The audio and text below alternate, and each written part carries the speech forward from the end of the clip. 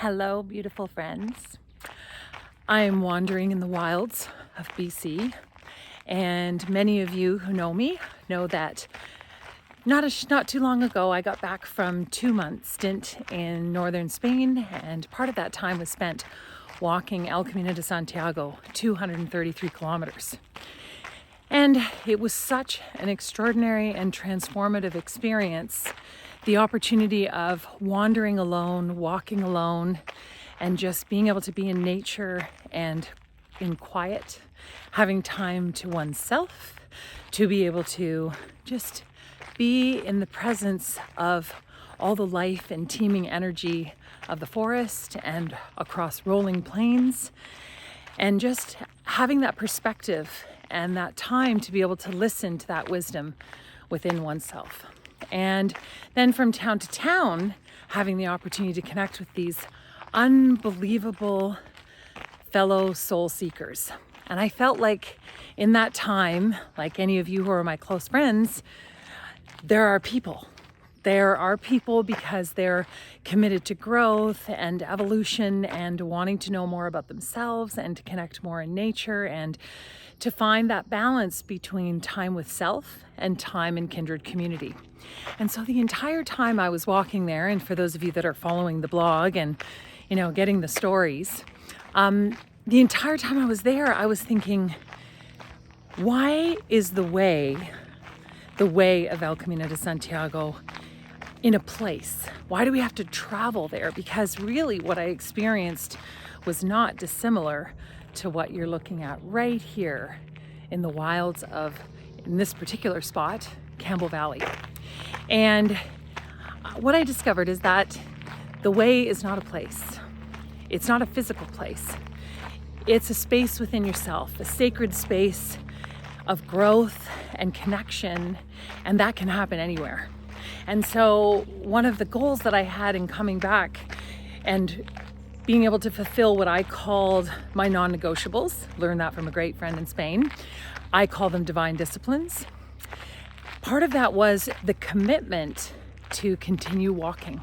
And I've always been quite an active individual, and I've played sports and ran marathons, did dragon boat racing and much of the above. But there's something magical about the walking, and not just walking for 20 minutes, which I did, but walking for kilometers and really being able to flow with different elements of energy as you're doing that walk. Sometimes you feel totally psyched and you're ready to go and you can take on the day. And then at certain times during the walk, you feel a little bit more contemplative, a little bit tired. And so your energy shifts. And in that energy shift, you're actually able to just observe different things about the world around you and different things about yourself and what's going on the inside.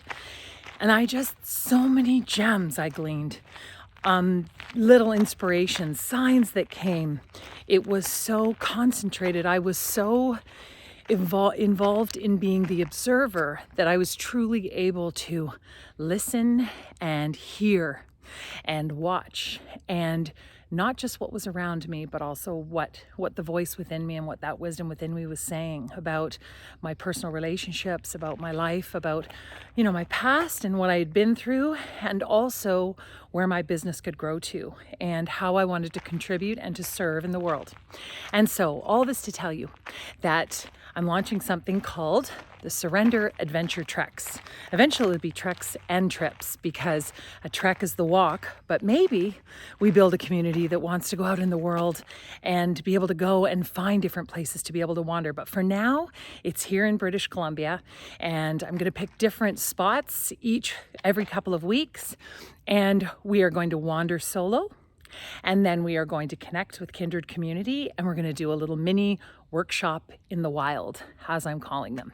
And so what that will consist of is, should this interest you and you go, I'd love to have the opportunity or the excuse to be able to have some time to myself, to get back to nature, to feel that energy and to have that space. And then I'd also really like to meet some other kindred fellow soul seekers. And that's really the modus operandi, is to find that beautiful balance between self-reflection and interconnection. And so when you sign up for these different walks, you will get a little list of the things that you need to bring, things that you can expect.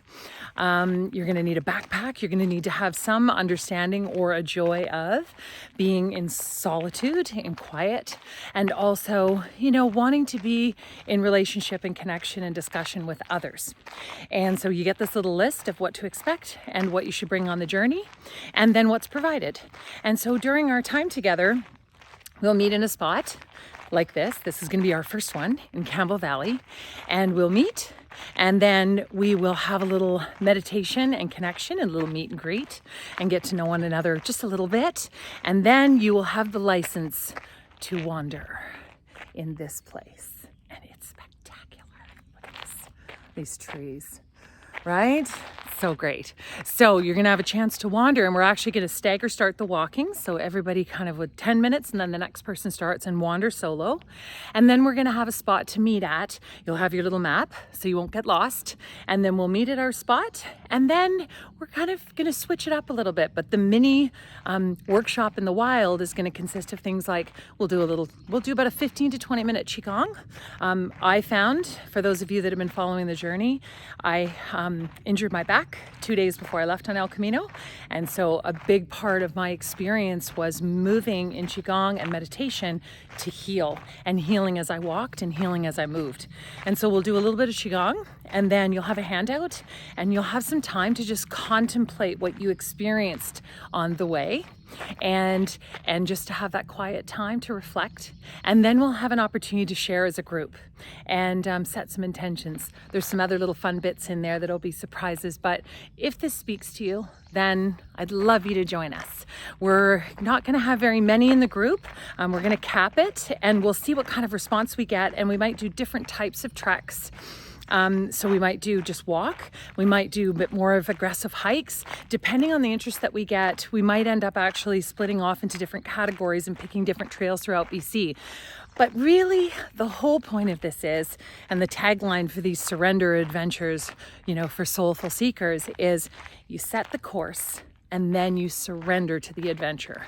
And that's really the most important and foundational piece of learning, and that key learning that I had from El Camino de Santiago was really about understanding that you want to plan a little bit so that you know what to expect, but then really the joy and the magic comes from surrendering to what happens, surrendering to the flow of things, and really listening to what that's telling you and what you're learning along the way. So if this speaks to you, then I'd love to have you just click the little link and sign up, and send me any questions that you have. Have a beautiful day on the way. Hi. Hi.